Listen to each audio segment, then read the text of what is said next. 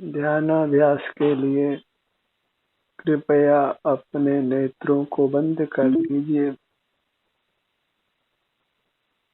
आपका सुख बाहर की दुनिया में नहीं है। आपका सुख आप में ही है। आपके आभ्यंतर अमूर्त शरीर में ही है। अंतर्दृष्टि कीजिए।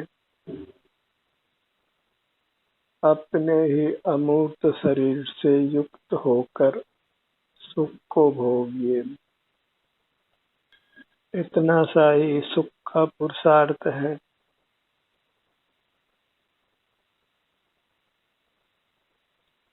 अत्यंत प्रमोद से इस कार्य को करिए। अपने सिर से पैरों तक ही बने रहना है। अपना ही एहसास करते हुए रहना है। अपने इस आभ्यंतर अमूर्त शरीर को पहचानिए। सिर से पांव तक ही यह मैं हूँ ऐसी प्रतीति होती है सब जीवों को।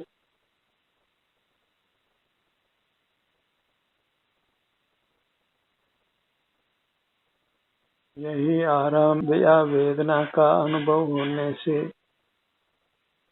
सब जीवों को अपने अमूर्त काया का एहसास होता है।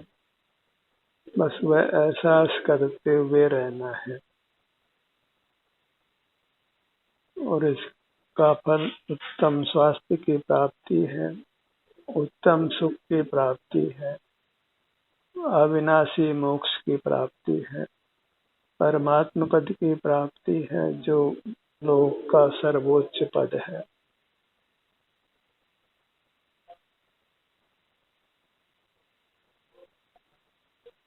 सारा जगत किसी न किसी रूप में परमात्मा को मानता है, पर अंतरंग में वह स्वयं ही परमात्मा है, आनंद का कंद है।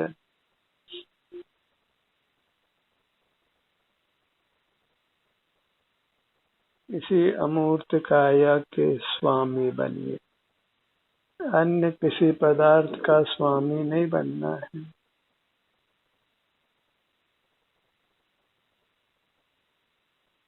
अन्य किसी पदार्थ को देखना जानना भी नहीं है। अंतर्मुख होकर एकदम निर्भर हो जाइए।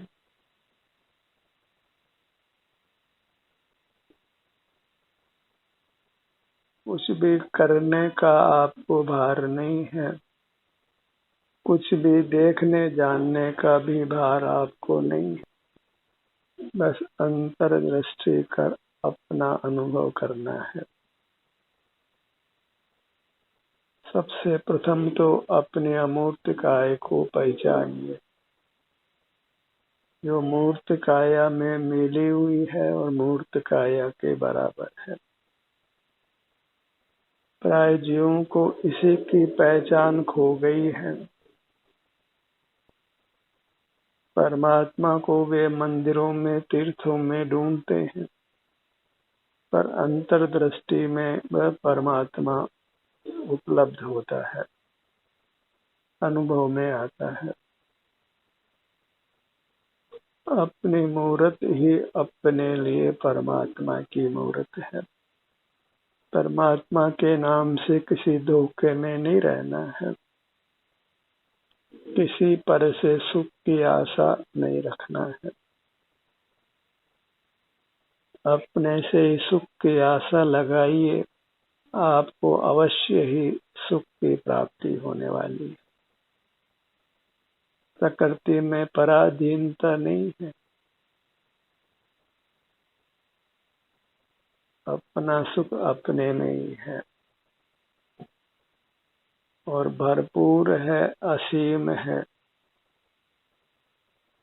इस सुख का कोई छोर नहीं है, अंत नहीं है।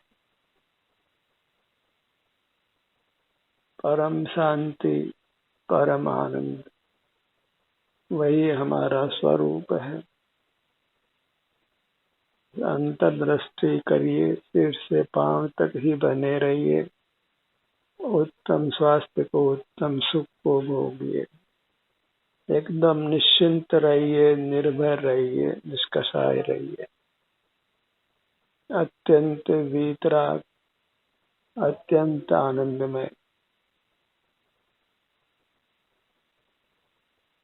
बाहर के पदार्थों में, उनके देखने, जानने में, पाने में अपना बहुमूल्य समय बर्बाद मत करिए। बाहर की दुनिया में ही हम फंसे रहेंगे तो अपने भीतर की दुनिया हमें उपलब्ध नहीं हो सकेगी। बाहर की दुनिया से अपने आप को छुड़ाइए, तभी आप भीतर की आनंदमय दुनिया को पा सकेंगे, निष्कषाय रह सकेंगे, वितराग रह सकेंगे, निरोग रह सकेंगे, परमात्मा बन सकेंगे। तभी कहा है, या जग धोखे की टाटी। बाहर दुनिया में सुख का भ्रम होता है, सुख का धोखा होता है। जैसे रेगिस्तान में सूर्य की किरणों से बालू में पानी का भ्रम होता है, सड़क पर पानी का भ्रम होता है, तो जो जो आगे जाते हैं वो पानी दूर दूर ही जाता है।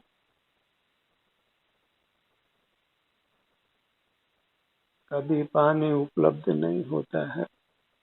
ऐसे ही बाहर की दुनिया में सुख दिखाई देता है, पर वह आगे आगे ही जाता है, उपलब्ध नहीं होता है। तो उसको पाने में ही हम प्राण गंवा देते, बार बार जन्म लेते हैं और बार बार मरते। अपने को नहीं पहचानने से, अपने को नहीं पाने से ही सकल दुखों की उत्पत्ति हुई है। अपने को पाना ही सुख को पाना है। नेत्र बंद रखकर अंतर्दृष्टि कर सिर से पांव तक ये आप हैं, सो अपने को पा लीजिए। फिर बाहर की दुनिया में लौट कर जाना नहीं है। जो भी मुक्त हो गए हैं वह भीतर गए हैं और फिर लौट कर अनंत काल भी बाहर आने वाले, पुनर्जन्म लेने वाले नहीं हैं। जन्म के साथ ही मरण लगा है, नाना कष्ट लगे हैं। तो जन्मातीत होना है तो फिर मरण से अतीत तो अपने आप ही होंगे। जन्म में नहीं तो फिर मरण भी नहीं है, दुख भी नहीं है।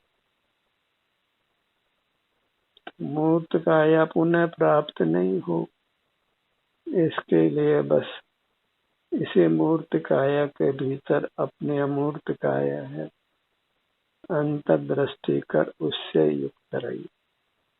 मूर्त काया की भांति अमूर्त काया में कोई रंग नहीं है, गंध नहीं है, रस नहीं है, स्पर्श नहीं है, कोई शब्द भी नहीं, केवल शांति है। वो परमात्मा सुख का ही अनुभव करते हैं, केवल सुख रूप हो गए हैं। ये सब अंतर्दृष्टि करने का कमाल है। एक बार सब कल कर्मों का क्षय कर केवल सुख प्रकट कर लीजिए, सुख आपको रूप भय फिर अचल रहा, फिर अनंत काल फिर आपको अंतर्मुख रहने का पुरुषार्थ भी नहीं करना है। ये पुरुषार्थ तब तक ही है जब तक बहिर्मुक्ता जीवित है, और बहिर्मुक्ता को ही निंद जानो, पाप जानो। हम बहिर्मुख रहकर प्रति समय पाप कर रहे हैं। अपने स्वरूप से पतित होना, च्युत होना वही पाप है। स्वरूप च्युति ही अपराध है। अपने अनुभव से च्युत होना वही अपराध है। तो अनुभव से च्युत रहना ही अपराध है और अपराध दंडनीय होता है। और उसकी व्यवस्था निसर्ग में ही है कि हम सूक्ष्म मूर्त कर्मों से बन जाते हैं। बिल्कुल कालांतर में वे पक्कर उदय में आते हैं और फिर हमारे भीतर दुख उत्पन्न होता है।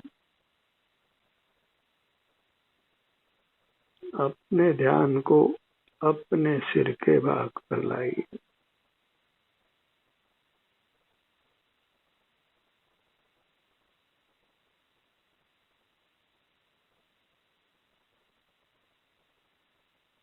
हर भाग की स्वास्थ्य की स्थिति आपके अनुभव में आएगी और वह अनुभव ही आपकी मुक्ति का कारण बनेगा, सुख का कारण होगा।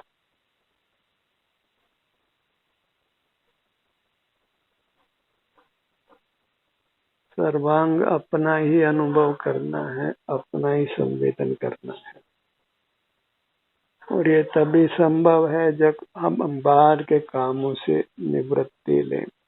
और बाहर के कामों से भी निवृत्ति तभी होती है जब हम अंतर्मुख रहें, क्योंकि अंतर्मुख रहने से स्वमेव ही बहिरंग अनुकूलता बन जाती है। बाहर की अनुकूलता के लिए कोई बाहर रहने की आवश्यकता नहीं है। अंदर की अनुकूलता, बाहर की अनुकूलता दोनों के लिए ही हमें अंतरोन्मुख रहना है।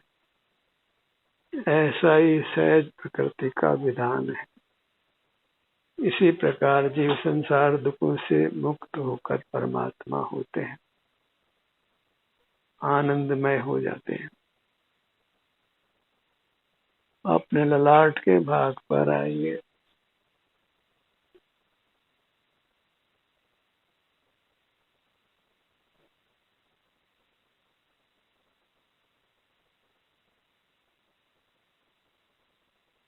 मनुष्याकार होने से हम नाना अमूर्त अंगोपांगों वाले हैं। वे सब अंगोपांग अंतर्दृष्टि से हमारे वेदन में आते हैं।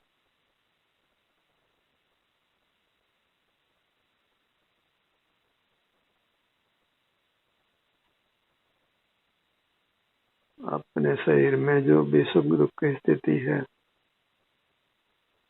उसका अनुभव करना मोक्ष मार्ग है।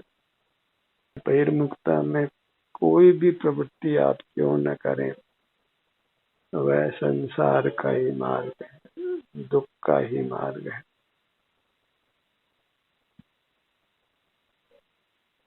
जहाँ बहिर्मुखता है वहाँ फिर कुछ भी भेद मत करिए। कौन अच्छा कौन बुरा ऐसा भेद मत करिए। ये अच्छा ये बुरा ऐसा भेद बहिर्मुखता में मत करिए, तो बहिर्मुखता मात्र बुरी है।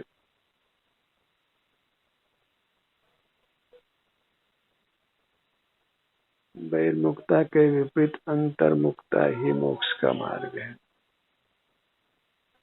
इसके लिए हमें नेत्रों को बंद रखना है। मूर्त पदार्थ देखने जानने योग्य नहीं है। वे इसलिए भी कि वे पर पदार्थ हैं और पर पदार्थ को किसी प्रकार अपना नहीं बनाया जा सकता है। भले अपनेपन की आप कल्पना कीजिए, पर कोई बाह्य पदार्थ अपना नहीं होता है। आयु पूरी होने पर कोई पदार्थ हमारे साथ जाता नहीं।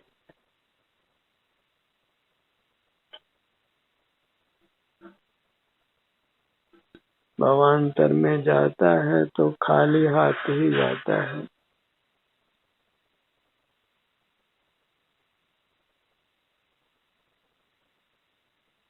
जब भी जन्म लेता है तो खाली हाथ ही जन्म लेता है। और जहाँ हम इंद्रिय द्वारों को खुला रखते हैं, बहिर्मुख रहते हैं, तो फिर नाना पदार्थों की आवश्यकता खड़ी हो जाती है।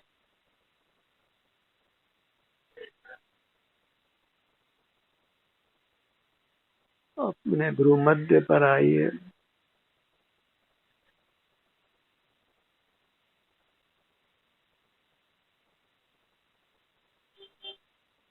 कितने लोग इसको तीसरा नेत्र मानते हैं, स्वसंवेदन चक्षु मानते हैं।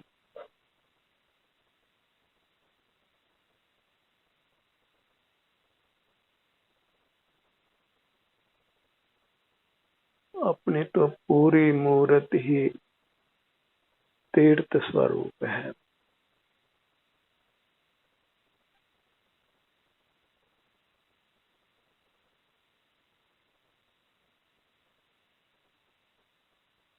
सिर से पांव तक कोई भाग विशेष अच्छा या कोई विशेष बुरा, ऐसा बिल्कुल नहीं है। मूर्त का संबंध मिट जाने पर संपूर्ण प्रदेशों में युगपत एक सुख का अनुभव होता है।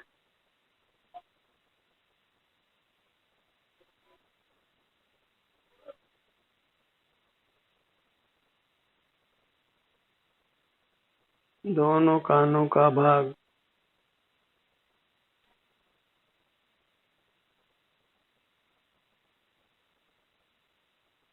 अंतर में आप ठहरने का प्रयत्न करेंगे तो आपको शांति का अनुभव होगा और फिर आप सदा अंतर्मुख ही रहना चाहेंगे।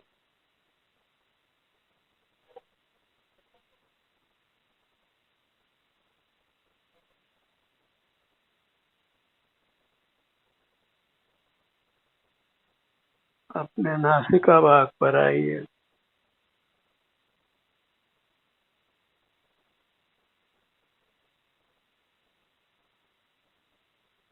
दोनों नथनों का भाग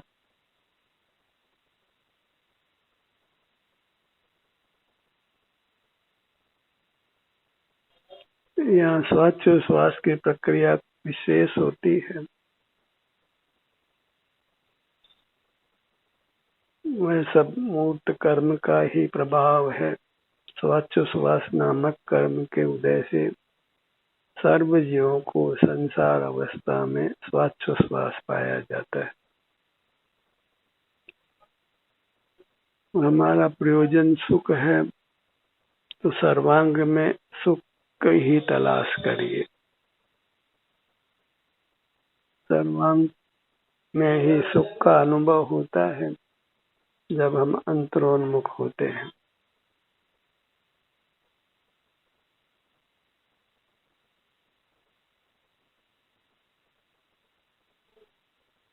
शुद्ध जीव के सब अंग उपांग एक समान होते हैं।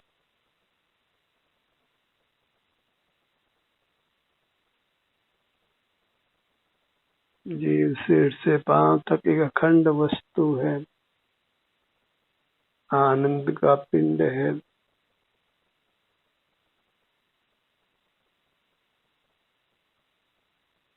अपने शरीर के ही सन्मुख रहिए।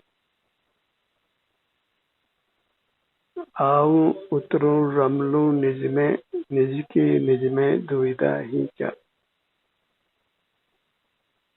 अपने निवास स्थान में कोई दुविधा नहीं है। सिर से पांव तक यही हमारा वास्तविक निवास स्थान है।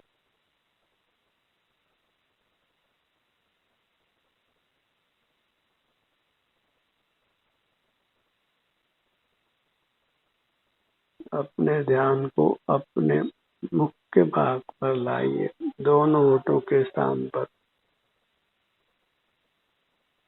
हर भाग की संवेदना को महसूस कीजिए। अपने सन्मुख रहना और सन्मुख होने से होने वाली शांति को भोगना।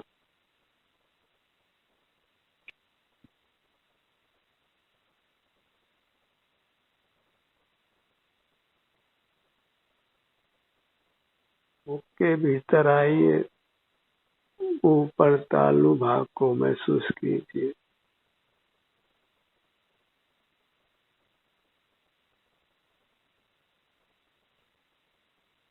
बड़े आराम से, बड़ी तसल्ली से अपने सन्मुख रहिए। बाहर के कामों से अपने को निवृत्त रखिए। बाहर में फंसना नहीं है। बाहर में फंसावट है और भीतर में मुक्ति है।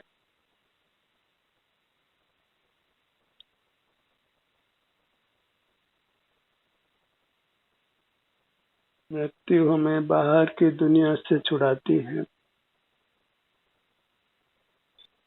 क्योंकि बाहर की दुनिया में रहना हमारा स्वभाव नहीं है। बाहर की दुनिया में रहना ही चारित्र का हनन है, और चारित्र खो गया तो सब कुछ खो गया। जब बहिर्मुख हो गए तो हमने अपने आनंद को खो दिया, माने सर्वस्व खो दिया। फकीर हो गए और उस फकीर पने का ही दुख हम अनादि से भोग रहे हैं। बहिर्मुख हुआ जीव फिर अपनी शरण खो देता है, जो वास्तविक शरण है, और वास्तव में अनाथ हो जाता है। और फिर सूक्ष्म मूर्त कर्म के निमित्त से वह नाना दुखों को भोगता है। मुख के भीतर तालु का भाग,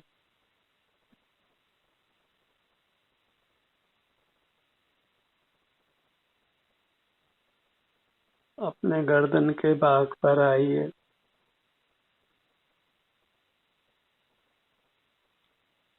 ध्यान की एक ही शर्त है कि आपको अपने अंदर की दुनिया में रहना है, जो केवल शांत रूप है, सुख रूप है, और वहाँ कोई विकल्प भी नहीं है।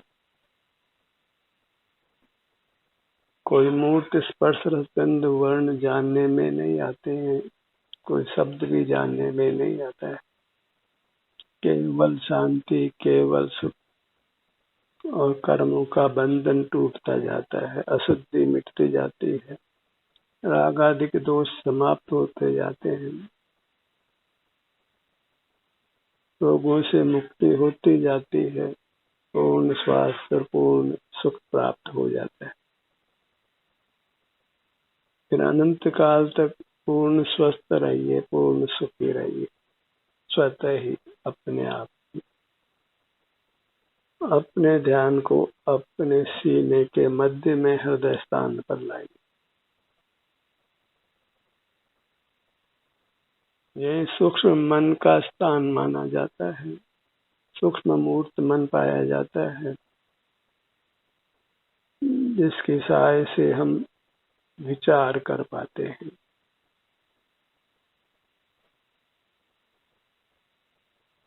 पूरा सीने का भाग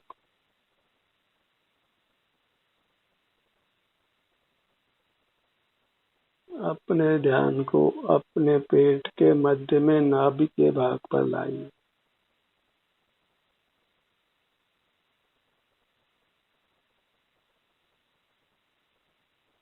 पूरा पेट का भाग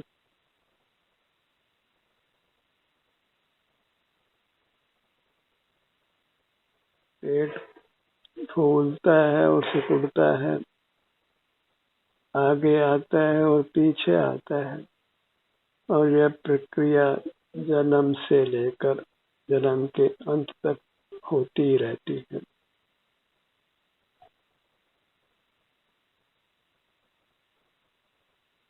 इसका एहसास करने से हम फिर श्वासोच्छ्वास नामक क्रिया से भी मुक्त होकर परमात्मा हो जाते हैं।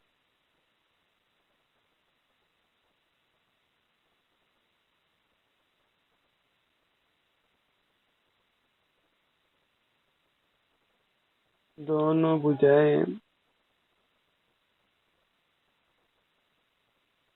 ध्यान में हाथों पर हाथ रखने का विधान किया जाता है। बाईं हथेली के ऊपर दाईं हथेली रखना, इसका तात्पर्य यही है कि हमें अपने हाथों से कुछ काम नहीं करना है।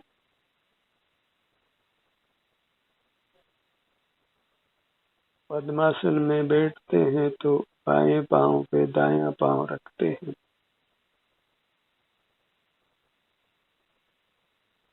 वह भी यही बताता है कि हमें पांव से चलना फिरना नहीं है। और ये निष्कंप मुद्रा है। इस मुद्रा में बाहर से अपना ध्यान हटा लेते हैं तो इस मुद्रा के सन्मुख ही बने रहते अपनी मुद्रा के।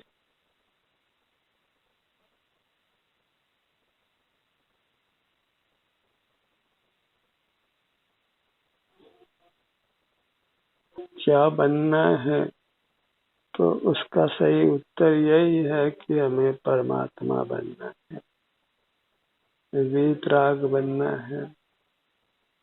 उससे भी अभी मोक्ष के पुरुषार्थ की अपेक्षा कहें तो हमें अंतर्मुखी बनना है।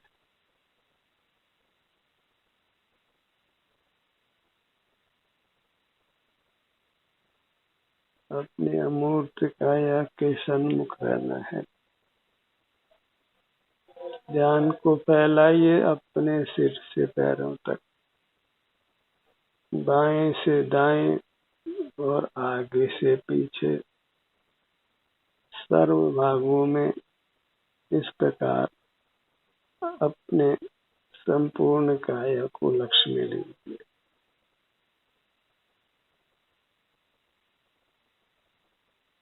और इस काम में अत्यंत लीन रहिए तो सहज ही आपको बाहर के कामों से निवृत्ति मिलेगी और उस सुख शांति का अनुभव होगा जो जीवन में हमने कभी नहीं भोगी है।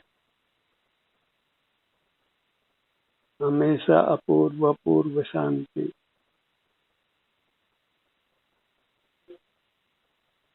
और इस प्रकार हम अपने पूर्ण शांति पूर्ण सुख को पा लेते हैं। ध्यान का ये सत्र यही समाप्त होता है। आपकी सहभागिता के लिए धन्यवाद।